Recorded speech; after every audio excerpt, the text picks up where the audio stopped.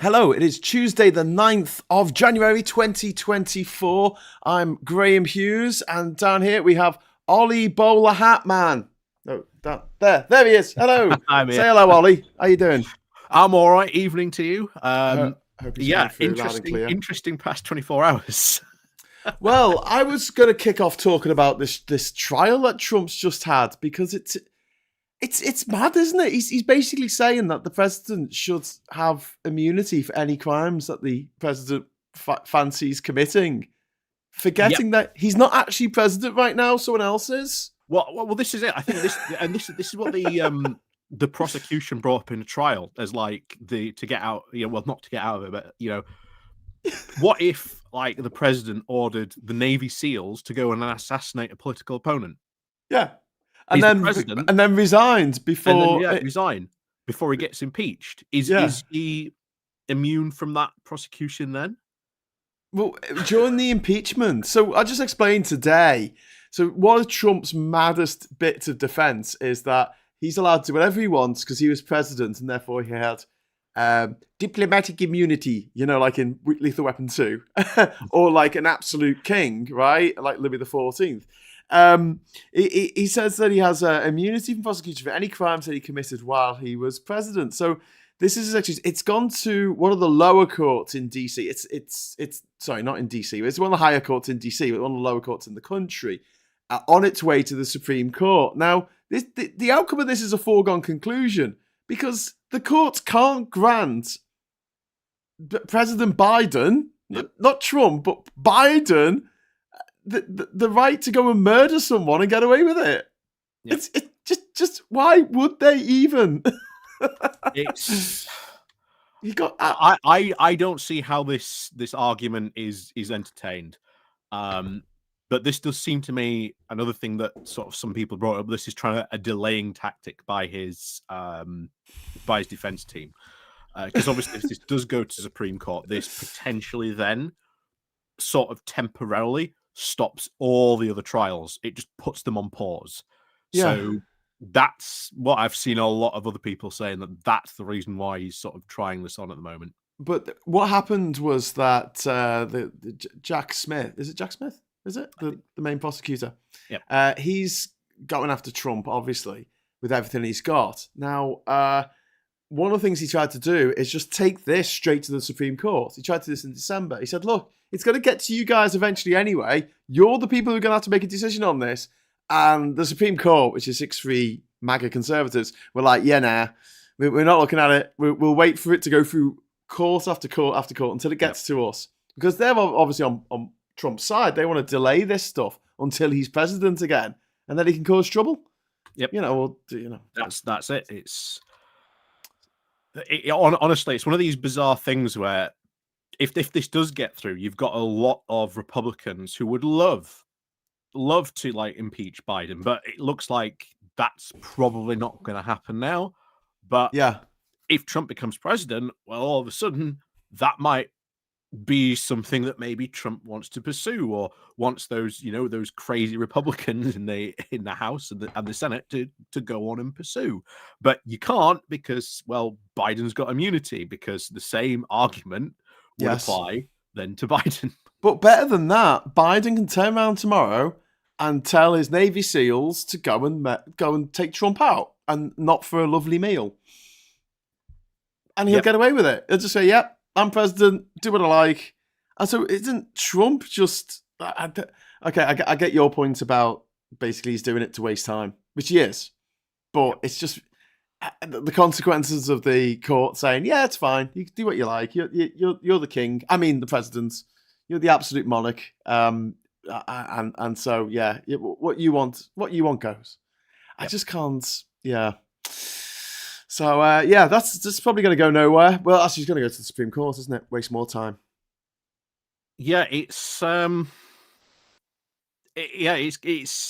interesting, but there's a lot of legal stuff this year that's going to crop up and around Trump. There's this that's going on. There's the Georgia case that's going on. There's still technically the secret documents case still ongoing of all the Mar-a-Lago stuff. Yeah. There's the stuff going on in New York about his business affairs. So there's at least like Eugene Cavill, it's not a trial, the court appearance for defamation for how much she's going to get paid. Yeah, that starts tomorrow, I think. That starts very soon. Yep. So yeah, there's just so many criminal cases following Trump at the moment, and this, I think a lot of people were predicting this because he was like becoming president. He was like had all these lawsuits, all these cases following him in there. Yeah. That never got resolved either. So there's a lot of people are thinking, well, might this stop again? Yeah. Well, we've just been asked in the chat, we're going to talk about Ecuador. So in the last few minutes, a group of armed individuals have stormed a TV station in Guayaquil in Ecuador. The live feed was cut off. We don't know what's happened as yet. I've had no update. But this is a result of a state of emergency that had been called by the president of Ecuador in response to one of the top drug dealers in the country, one of the big mafiosi bosses, disappearing from his jail cell, like Andy Dufresne in the Shawshank Redemption. There's been police officers. The whole thing's an absolute mess, and it's all funded by drugs. So just remember that next time you buy drugs. It funds this kind of stuff. It also funds the Taliban. I wish they were legal. We should legalize all drugs and just take the candy away from the criminal gangs. That's it. Yep. One of the biggest problems again that's happening in Mexico as well. Yeah. Like I say, you've got drug cartels in Mexico that pretty much are in de facto control of areas, not the government. Yeah. They're above the law. As hard as they might try to weed them out, they can't. This is, of course, led to, again, going back to Donald Trump, his brilliant plan of why don't we just bomb Mexico and bomb these cartels? Well, you might bomb a lot of innocent people. I don't think Trump cares about get rid of these. So yeah, if they were innocent, they wouldn't be Mexican. Didn't think of that, did you? But yeah, other stuff that's been going on. The French Prime Minister resigned or was kicked out. Not quite sure. Been replaced by a bloke called Michel, I think. Oh yes, Macron's latest move. Yes, he's appointed a very, very young guy. I think he's the youngest French prime minister. He is. I think he's only 34, mate. Yep, 34. He's a little child. He's a little cherub. Yeah, still has to watch in case he trips over his umbilical cord. I know it's weird because he's technically the same age as me. Oh my god! So it's like. Yeah, as you grow older, you realise, I think the first one is footballers. When you get to the age of 17 and there are professional footballers playing in the Premiership who are younger than you, that is kind of disturbing. And then as you get a bit older, it starts being like people like police officers. That's a big one, where you suddenly you're being questioned by a police officer who's literally 10 years younger than you, and you're like, this isn't right. This feels wrong.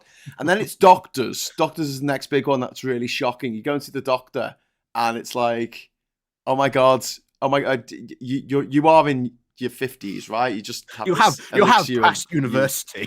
and now I've got to the point, mate. I've got to the point where the Prime Minister of the United Kingdom is younger than me.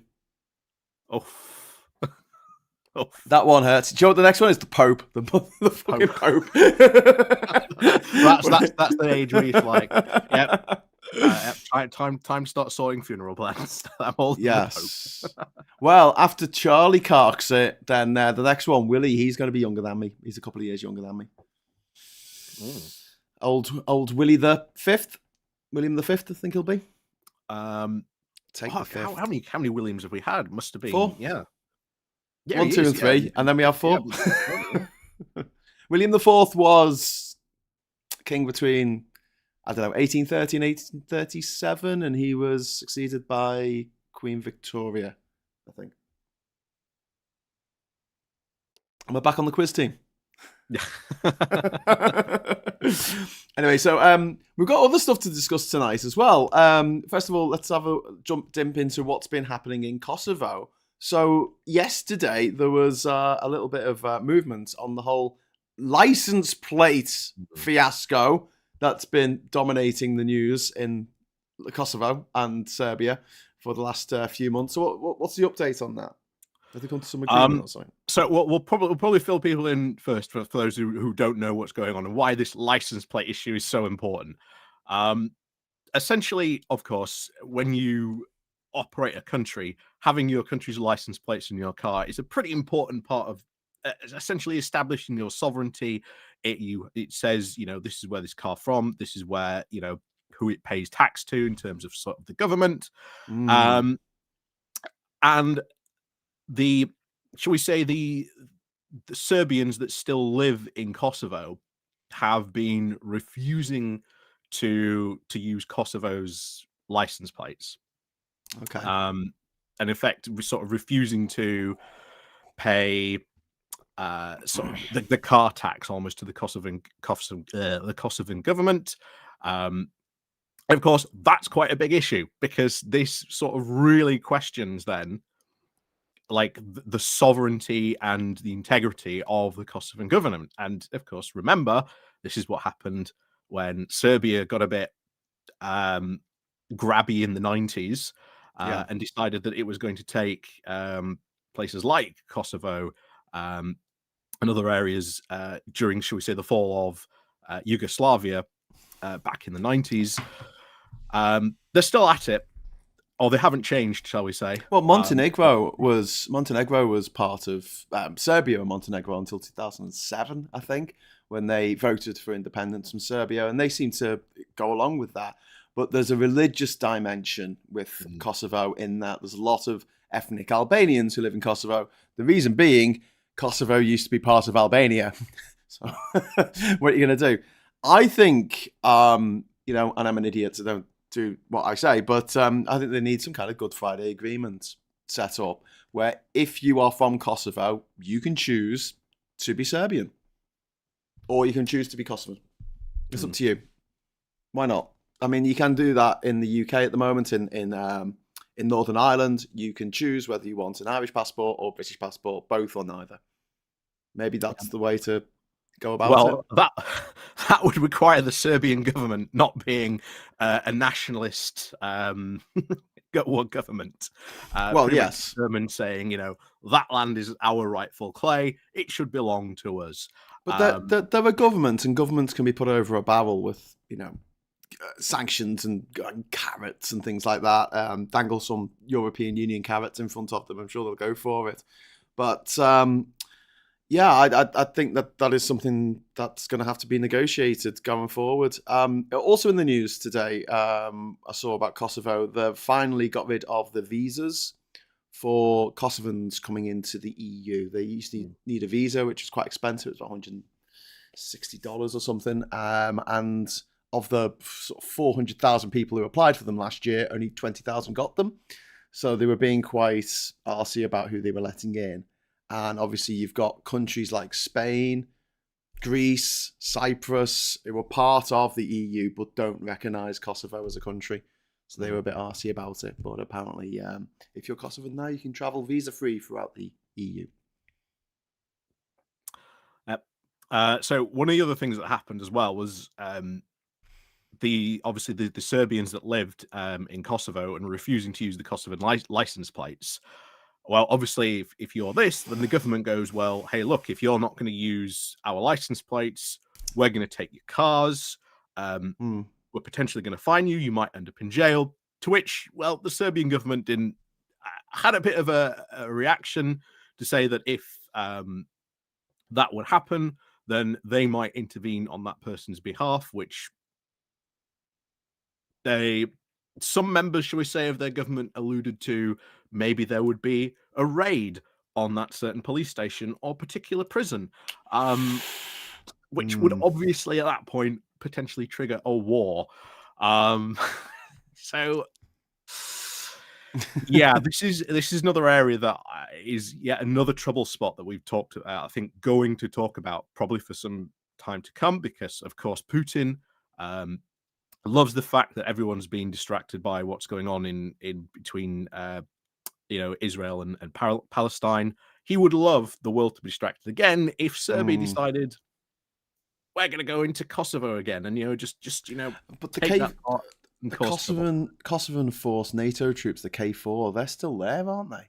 Yep, they haven't left. So there are NATO troops in that area, so that could become but also very, very messy. Serbia, although it is a rabidly nationalistic country, and it's not just the government. I mean, a lot of people.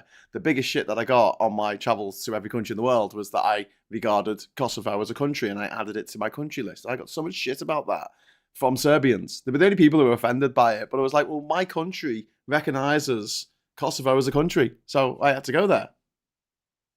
there's no two ways about it. I mean, I suppose if I'd been Russian, maybe I'd have to go to Transnistria and South Ossetia and Abkhazia. But I'm not. I'm British, and they were the countries that Britain says are countries. So I tried to go to them all. I did go to them all. Anyway, despite that, they do want to join the EU. Yep. Well, Serbia, carrot, the golden carrot. Serbia really wants to join the EU, and in fact, Austria is trying to. Austria is the biggest advocate of Serbia joining the EU. This goes back to their empire days, believe it or not, when they had their own empire. When Archduke shot an ostrich because he was hungry. Yeah. Blackadder.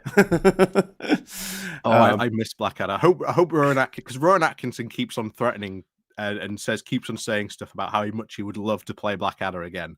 I don't know how I would feel if it ever came back, but we maybe one day we might get like a one-off. But we'll see. But yeah, Austria are the biggest advocates of Serbia joining this. This is one of the things where they are also in talks with the EU at the moment, with Ukraine obviously wanting to join the EU. They are trying to advocate, well, if Ukraine gets sort of ascension, can start the joining process, then so should Serbia as well. Wow. And this would build up probably another pal for Viktor Orban to sort of rely on, because as you know, recently he's lost his pals in Poland. So Orban and Hungary have been trying to cozy up to Austria, right, so that they can try and sort of in the hopes that Austria will sort of defend them against any motions or veto anything that might be done to sort of Hungary in the EU. And they're trying to get Serbia in as well.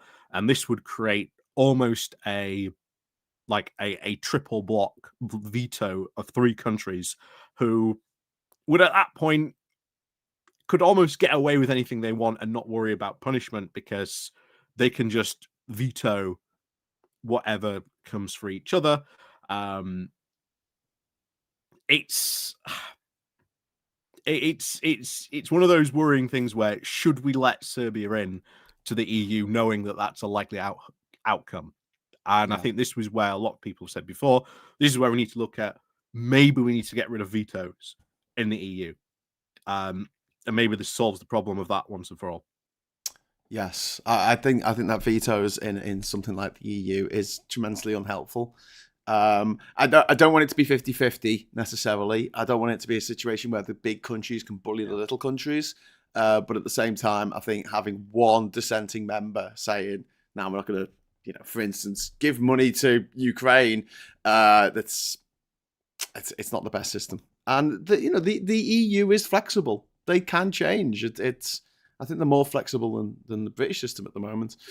Anyway, so just jump into the chat for a moment, just to say hi to everyone. David's in there. We've got Unquiet Spirit, who misses Tiny Graham. We've got Emma Price in there as well. We've got Colin. I am hurt that the UK audience can't see how Trump is just like Oliver Cromwell, or is it Richard? I think Trump is more like Mussolini, mate. Mussolini to Putin's Hitler. Little fat man who wants to play soldier. Hit those likes, peeps, says Paul in the chat. Thank you very much. And Plum Duff is saying, funny how TfL said there were no money for tube drivers, and then the mayor fined 30 million quid. Well, maybe he looked down the back of the couch. And there's a lot of references to Prince William and pegging, which I assume is when you know, when you're putting out the washing and you drop some pegs on the ground and then you collect them at the end. I think that's what pegging is. I don't know. I'm very naive. Plum Duff says, Happy New Year. And all that. Looking forward to a Labour government, but Trump worries me. Yes, indeed. Luke says, like Mussolini, only less serious. Well, I mean, Trump has been asked to renounce violence today. He said no. Well, he just didn't answer the question. And he was a bit non-committal, shall we say. There's a thing called something like the Philadelphia Declaration or something daft like that. And it's basically to abide by the rules of the election and not mount an insurrection if you lose. And Trump's refused to sign it. It doesn't sound good, does it? Yeah. It honestly, it worries me what's going to happen again if you're going to have another January 6th type incident happen in America. I think if Trump loses, I think there's going to be another January type 6 incident. Yeah. He's wound up his supporters enough at this point that he won't accept loss. Something will, when we say this, I don't want it to happen, but when you look at how he's been, pushing his supporters forward, winding them up to do this, just as he was during the wind up to the original January the 6th as well. History and statistics says something might happen, unfortunately. Yeah, if he wins, it's going to be even worse. He's said he's going to be a dictator from day one. Yep. And he's shared a word cloud on Boxing Day that said revenge was the biggest word on it. And the second biggest word was dictator. And he's like, yeah, I'll share this with my fans. I mean, it is scary. But talking to a lot of Americans in my time, a lot of them don't really have a clue about history. They know a little about their own history, but they don't know much about anything else. They don't really know the causes of World War II. They're more interested in the fact that America, got involved and dropped the nuclear bombs and things. They don't really look into how we could stop that happening again, which we desperately need to do. So no, I don't think that Trump should be allowed to stand. Because he did stand. That case is going to be hitting the Supreme Court soon as well. Indeed. So I was thinking it was going to be last week. It was meant to be last Tuesday, and then it got pushed to Thursday, and now I think it's been pushed again. So it keeps on being pushed down the road, but we'll see. We'll see what happens. But I still say to a lot of people, don't get your hopes up about it. I know. Don't get your hopes about it, because you look at a lot of what constitutional experts and scholars are saying about it. It potentially doesn't apply to Trump, especially when you've got a conservative majority on the Supreme Court as well. It's either going to be 9-0 or 3-5. Sorry, 3-6. Might be 3-5 if Clarence Thomas decides not to cast a vote because his wife was an insurrectionist. Yep. Conflict of interest there. Slight conflict of interest. I mean, what a ridiculous system. I mean, one of the things that winds me up about America is the way they go on and just like wank themselves silly over their bloody constitution. And it's like, oh, it's the most amazing document ever. Oh, I love it. Oh, it's like people with the bloody Bibles, like rubbing their Bibles against their face and going, it's so beautiful. Have you read it? No. Okay. Let's get into it then. Let's see what it actually says. Come on, let's open it up and see what it... No, I don't want to read it. I know the Fifth Amendment means I can keep quiet, and the Second Amendment means I can have a gun, and the First Amendment means that no one can shut me up ever in any situation ever. That's all I need to know. And you can't amend amendments for some reason. But yeah, the fact that you've got a 21st century democracy and it's the basis of its law is based on a scrap of paper from the 1770s doesn't seem very enlightened to me. I don't think that's what the founding fathers would have wanted, and I believe that Thomas Jefferson was he the fourth president or something? Yes, he said the Constitution be looked at every 10 years. No, wasn't it 27 years? He came up with like a really, really random number. He came up with a very specific, said, this is how long it should be done, because America, the country should not be governed by people who have long since passed on. Well, exactly.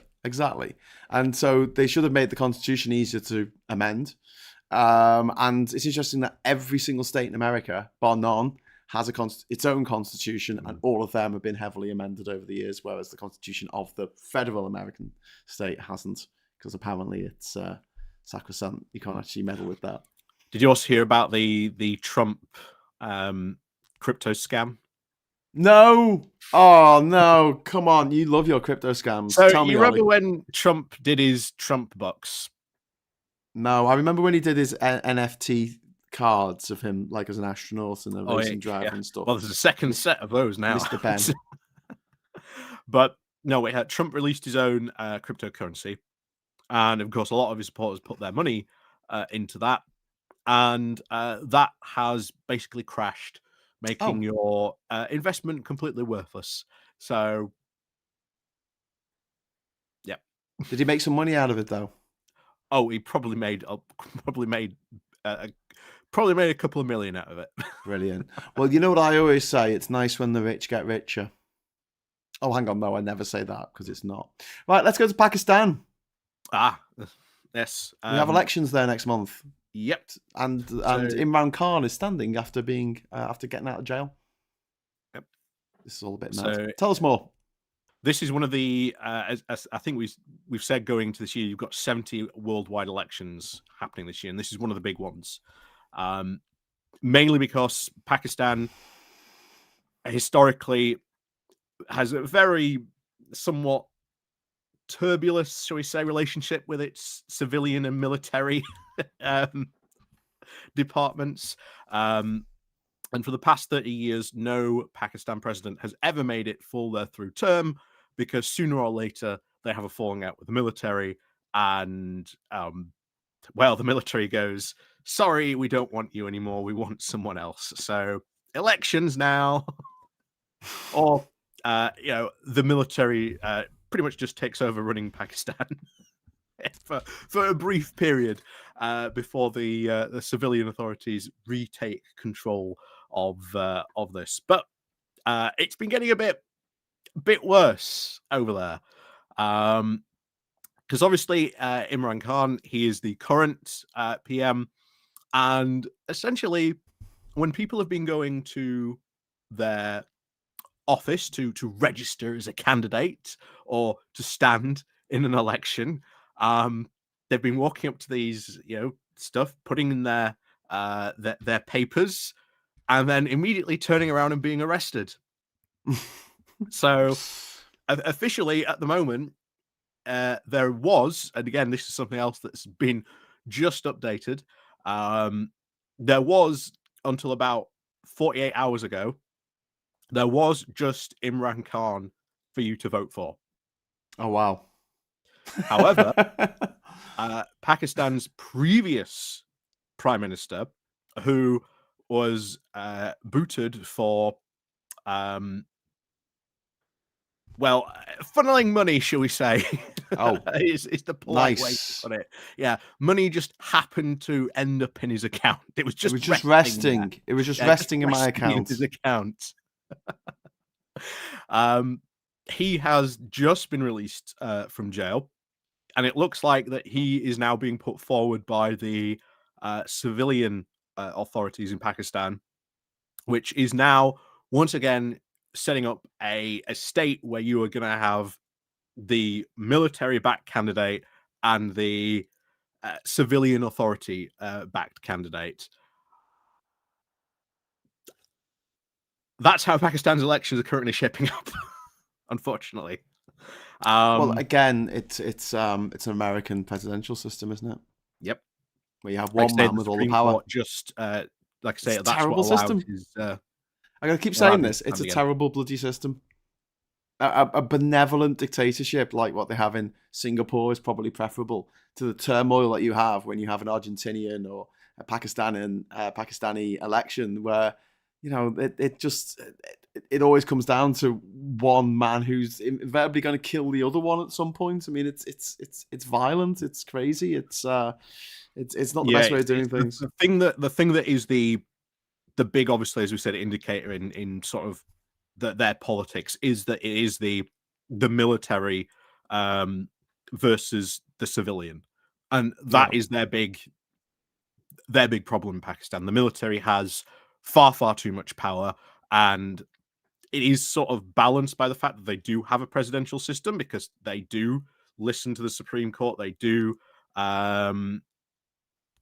occasionally they pay more lip service. You can have a Supreme Court without having a political president. I don't mind a presidential system where the president is just, a Lord Mayor of the country, effectively, and goes around opening stuff. It's when they have real political power and they're in charge of the military.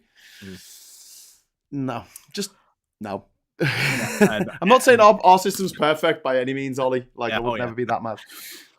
And as we said, just a few moments ago, like I say, no Pakistan president has ever survived their full term for the past 30 years because the military, sooner or later, they try to, shall we say, lessen the military's power and influence. And of course, what does the military do? They go, no, thank you, and well, they get removed. So this election is basically shaping up to be, you've got your civilian government authority candidate and you've got your military-backed candidate. And if the civilian authority one wins, well, then they might tolerate him maybe for the interim period, but maybe a year or two down the line, they get rid of him in a coup, or maybe, as we say, more money is found resting in his account.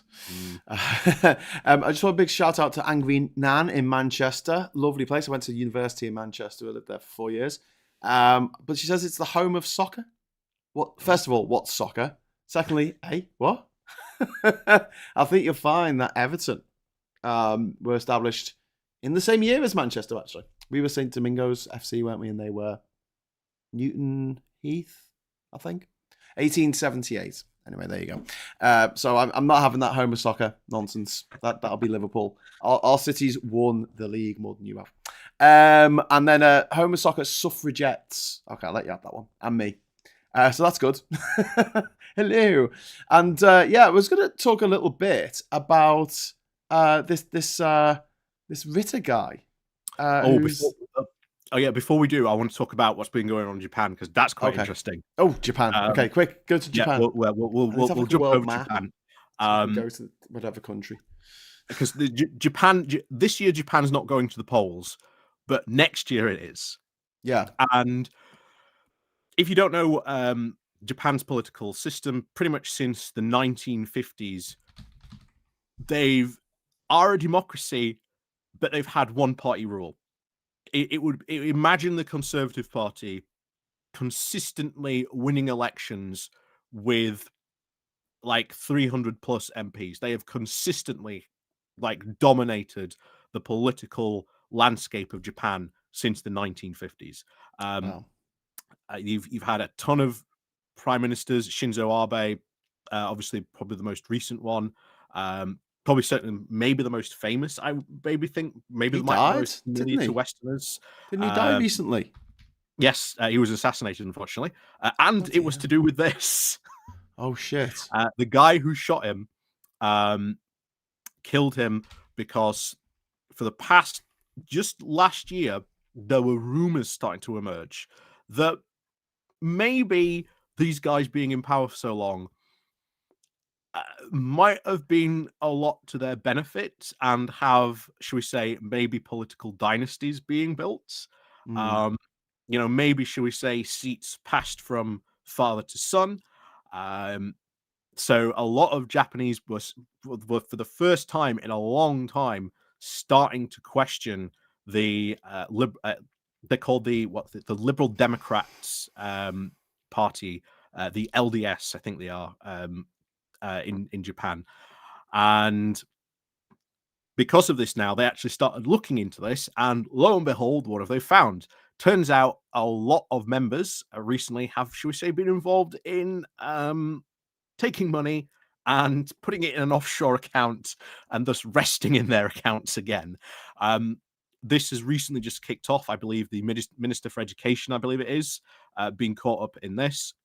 And this could lead potentially to the downfall of the party that has been in complete political control of Japan, well, for decades.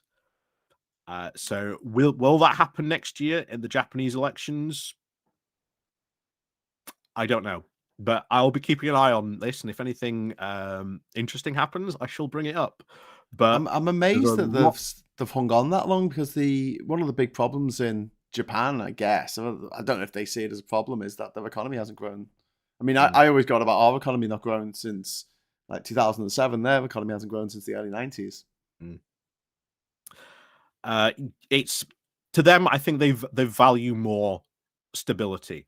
The Japanese, I think that has been their very, very much their big thing, that they like and that they love. From at least the Japanese sort of I know and I've met through my JCI sort of experiences, when I've sort of talked to them about politics, Yeah. you know, they do care what happened in their politics, but they are very, very much fans of, we like calm, steady stability. We don't necessarily like too much change. But with this big scandal now kicking off, it's threatening to engulf even the current prime minister. Fair And enough. like I say, that you could pretty much see the complete downfall of a party that has politically dominated Japan for decades. Yeah. And that could lead to all sorts of stuff happening. I mean, imagine our parliament if it was like 80% conservatives, Yeah. because that's Japan's political system. That's how their parliament is made up. Yes, there are other parties, but they are so small and have such difficulty trying to get their message out, get heard, get funding, that they've really struggled to sort of break through this main party. And it's not that the main party has been like silencing them or anything like that. It's just that they've just been the dominant force in Japan for that long. Well, this is one of the arguments against proportional representation, although I do want proportional representation, because the Liberal Democrats in Japan have been able to stay in power for so long. I think they've been out of power for like a few years. That's it. In the last sort of 60 years, they've been out of power for about 3 years. And the rest of the time, if they haven't got enough votes, they haven't got enough seats, they just team up with a smaller party. Yep. So they do. Which, yeah, that's always a worry, isn't it? With giving smaller parties, like the Liberal Democrats in this country might end up in the future, if we have a PR system, always being the kingmakers. You know, it doesn't matter who gets the most votes out of any particular party. The Lib Dems decide who they're going to go into coalition with, and that becomes the government. That's the worry. Yep. So again, we'll go. I hope you've enjoyed our little detour to Japan. But yes. I found that when I saw that, I was quite. It's quite shocking that this is all kicked off, because it's one of the things that you would not really suspect going on in like Japanese government, because they are all very, very straight laced. We do sort of nothing wrong because we are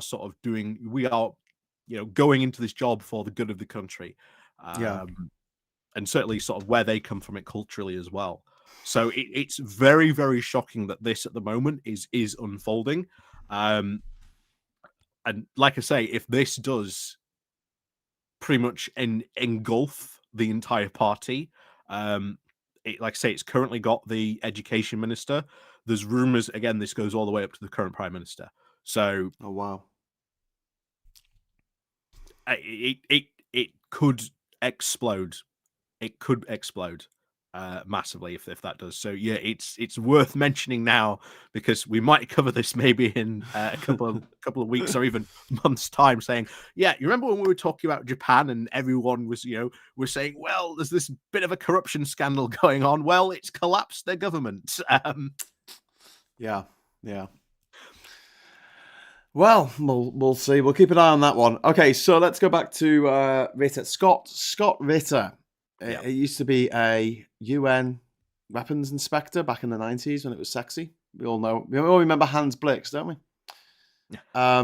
And he left under a bit of a cloud, and then there were 2 sting operations against him, in which he ended up trying to initiate sex with an underage girl, who was actually a police officer posing, and he got caught twice. And the second time, he got up to 5 years in jail, but he actually only served about 1 year in jail. So he's a convicted paedophile, and I think he just disappeared for a bit. And then as soon as Russia invaded Ukraine, suddenly he re-emerged, screaming about how Russia was amazing and it was going to win the war. And he actually said that the butchery that we saw in Bucha was actually the Ukrainian police that did that. It wasn't the Russians, it was the Ukrainian police who did it to their own people. And you're like, oh. Anyway, so tell us what he's been up to this week. Yeah. So for those of you who don't know, Ritter has made sort of a professional career appearing on RT. Whenever they want someone to comment on the US military, or they want someone to sort of diss the US military or something like that, this is the guy who they call in. But as Graham said, massive, very much so, anti-US, massively pro-Russian in this, been predicting constantly the downfall of of Ukraine almost on a weekly basis. Nice. And recently, out of nowhere, turns up in Chechnya.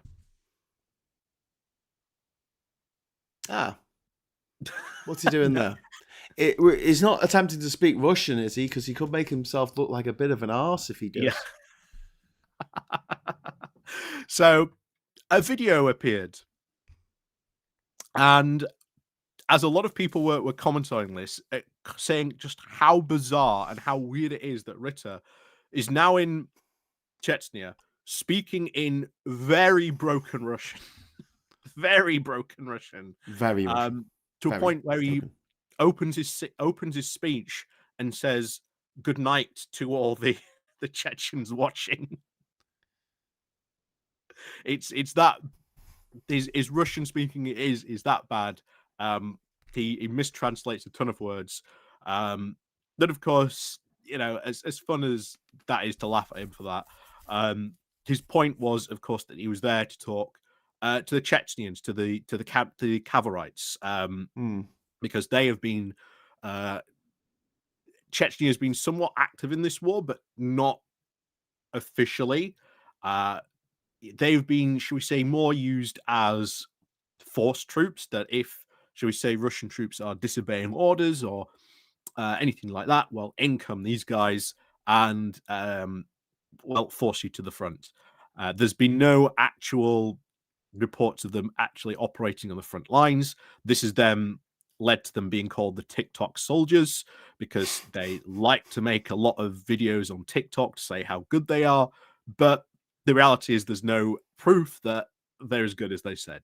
And Ritter is out here backing up all these guys, saying how wonderful fighters they are, because they are like the best fighting force in the world.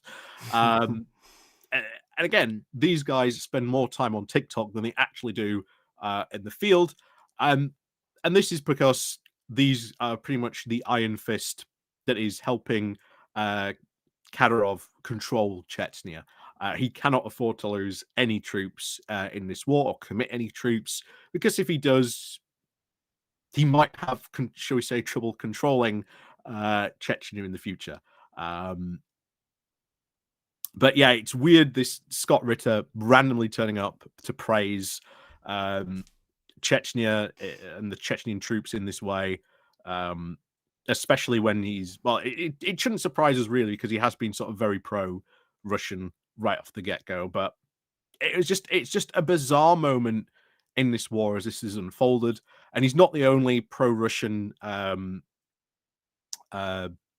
shall we say, journalist. There's a guy called Jackson Hinkle who went over to Russia very recently, and he went to their World War II museum where he got to fire a pretend artillery gun. Oh, bless him. That's nice, isn't it? It's always nice when I have to these say, I lunatics do are want to given go to that toys to play with. museum because they have a miniature version of the Reichstag that kids are allowed to storm. I am not making that up. Oh They my actually God. have a miniature version of the Reichstag where, like, young kids who go and learn about, the Russian version of World War II, because, World War II for the Russians starts in 1941. Nothing else happened before Oh 1941. my God.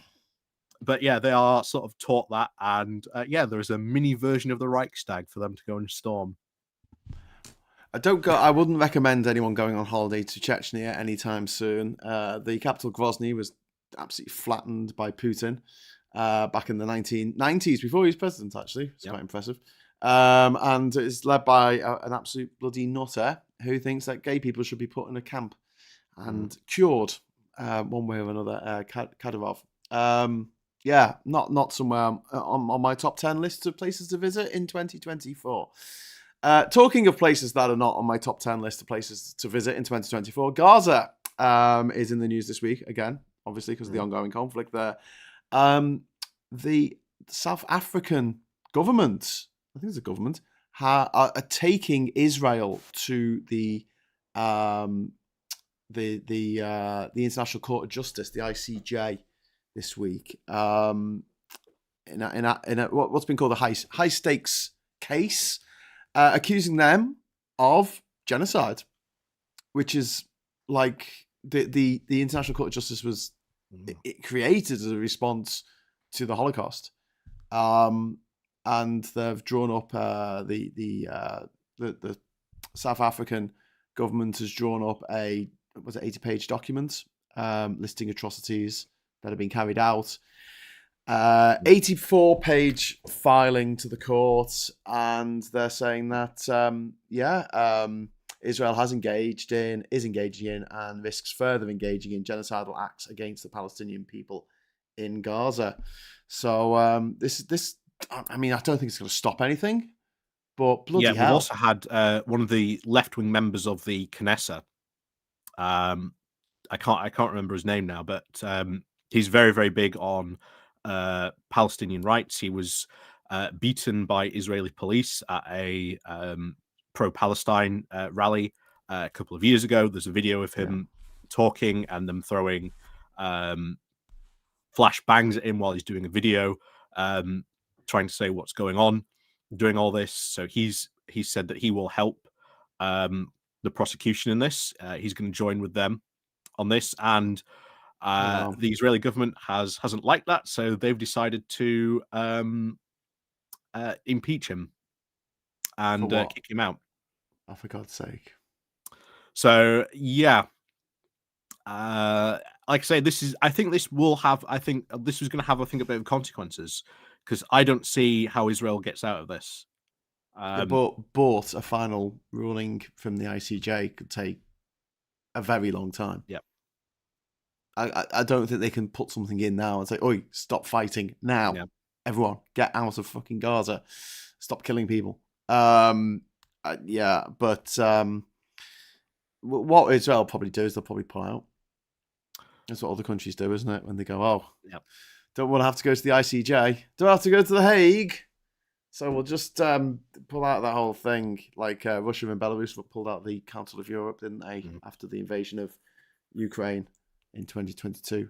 Coming up to the second anniversary next month of the invasion. Can you believe that? But yeah, and the last thing in the news, because we will wrap up on time today, I think.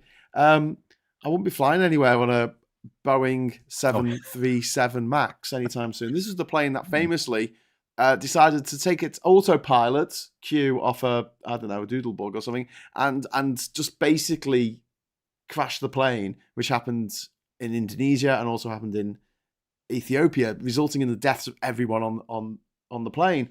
A plane. It was a Alaska Air a plane. One of the emergency exits blew out mid-flight. Well, actually, it was lucky because they had just taken off, so they were only at about 16,000 feet. Had they been at the actual cruising altitude, then people would have certainly died because they would have got blown out by the change in pressure. Like Goldfinger in the Bond film. But yeah, it's not looking good for Boeing, is it? Yeah, and not only that, they found, when they further investigated that plane, they found that the bolts weren't fully tightened. So that's very worrying. Jesus, that's very, very worrying indeed. Well, there's a news story on CNN's website, and it says aircraft designed by clowns in inverted commas.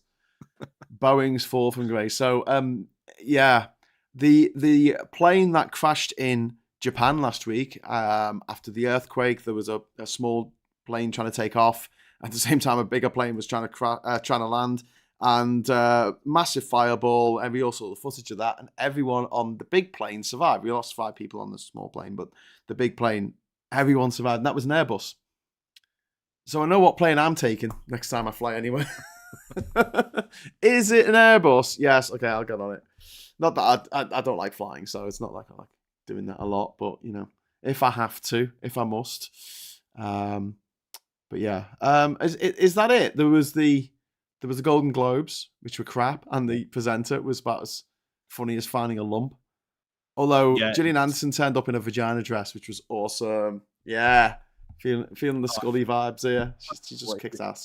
Historically, I think it's the known as it was that bad. I think it was the 1989 Oscars that are infamously bad. I think it's the 89 one or 88 one, and it has gone down. Was that Billy Crystal? Worst Oscars ever. Was that the Billy Crystal one? That went, not because he was invited back. It couldn't have been him. I'm not sure what you mean. It was like this.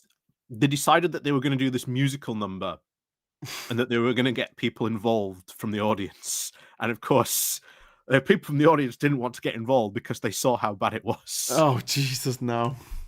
But no, you can still find it online. I think I can't remember, but there's someone quite famous at the time was like pretending to be Snow White as an actress. I can't remember who it was doing it. But that's like the most infamously like worst one. Let's look it up. Well, while you look that up, yeah, I was going to say that no, the Golden Globes. The guy who was presenting, apparently he only had a week to prepare his material. But the best response I saw someone put on Twitter, I didn't know the writers' strike was still on. Yeah, the only good joke of the night, and it was someone else putting it on Twitter. But Oppenheimer sort of swept the board a little bit, and I saw a picture of Cillian Murphy, the guy who plays Oppenheimer in the movie, and I thought that it was Christopher Nolan. I think they're merging into one person. There's like, evolutionary convergence. I think Cillian Murphy and Christopher Nolan are becoming one. Like Station in Bill and Ted.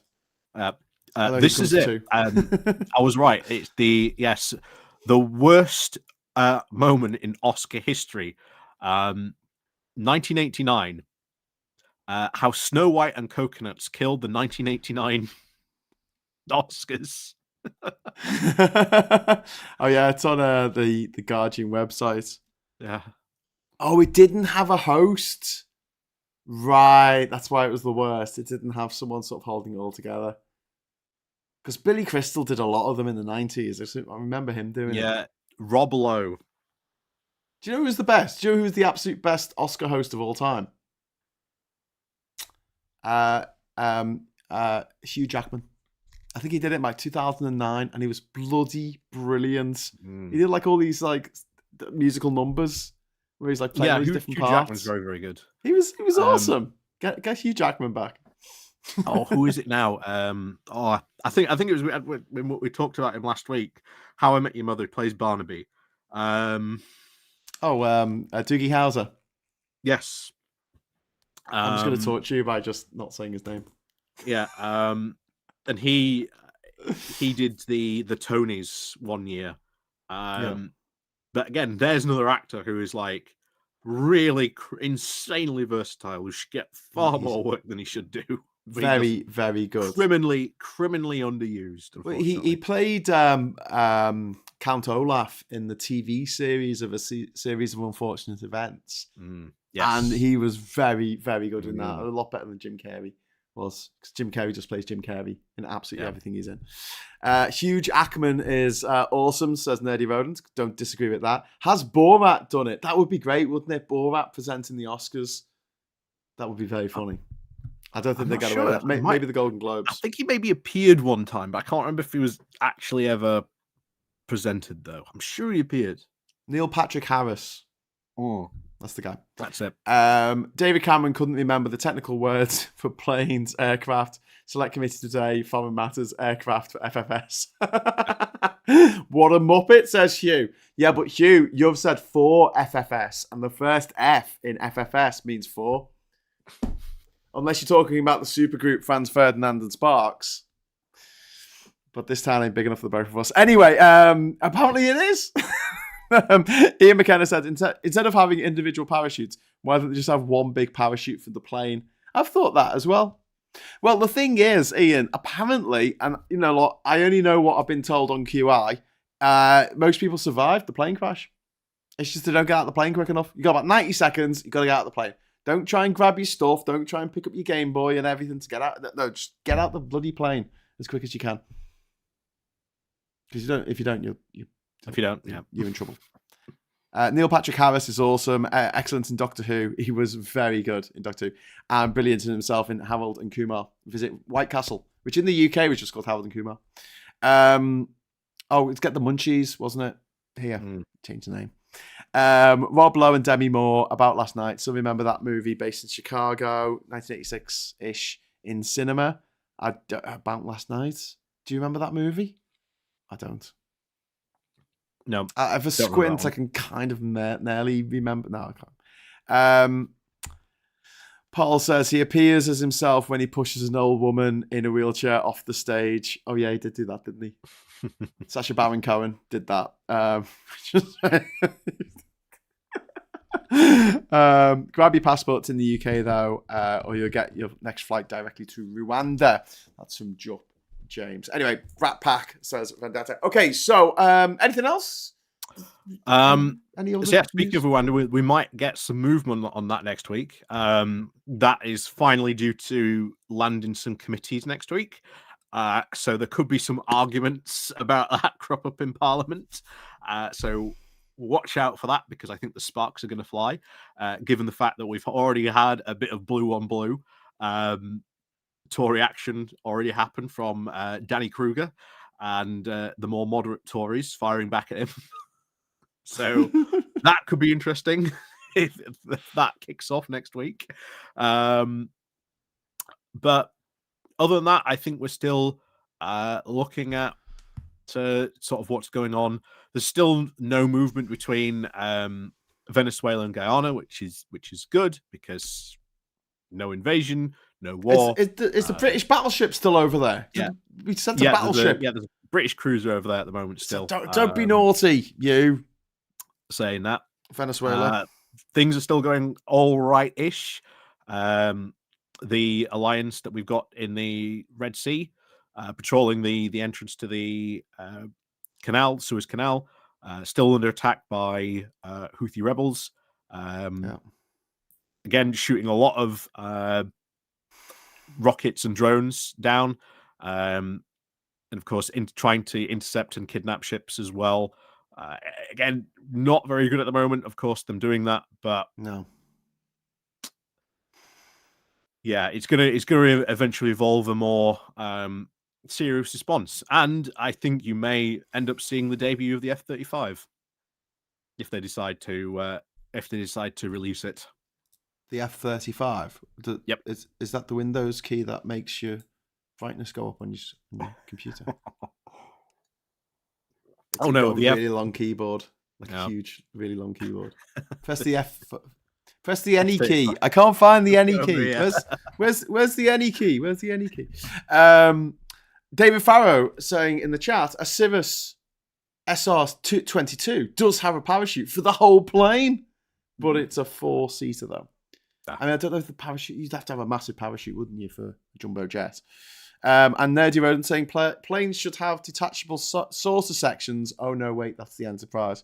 I always love playing the Star Trek drinking game, and if anyone teleports down, or there's a punch or a kiss, or there's a whole list of things, or Captain, not Admiral, what's his name? Lieutenant Worf. Worf. If Worf is ever denied anything that he wants to do, you have a drink. Yeah. And the big one is if the saucer bit detaches from the rest of the Enterprise, and then you down the rest of the bottle. That's it. That's your evening done. Yeah. That's like the first 2 episodes of Enterprise, the far point to get covered. That's it, you're gone. Brilliant. All right, well, nice having a chat with everyone in the chat there. Cheers to Ollie for giving up his Tuesday night to talk to us about what's going on in the world, because otherwise we wouldn't know. Do you know what I mean? We just wouldn't know. We'd just be like, dabbling in UK politics and talking about how much we hate the Tories. And I've been trying to make a video today about Keir Starmer and why he needs to sort of address the fact that every time someone asks him about what the policies are of Labour, he needs to tell people what the policies are rather than getting his back up and going, you should know what the policies are. And you're like, well, most people don't take that much of an interest in politics at the best of times, mate. So anyway, we're just strange like that. So anyway, thanks to everyone for watching, and until next time, I'll say hello, good evening, welcome, and goodbye. Bye.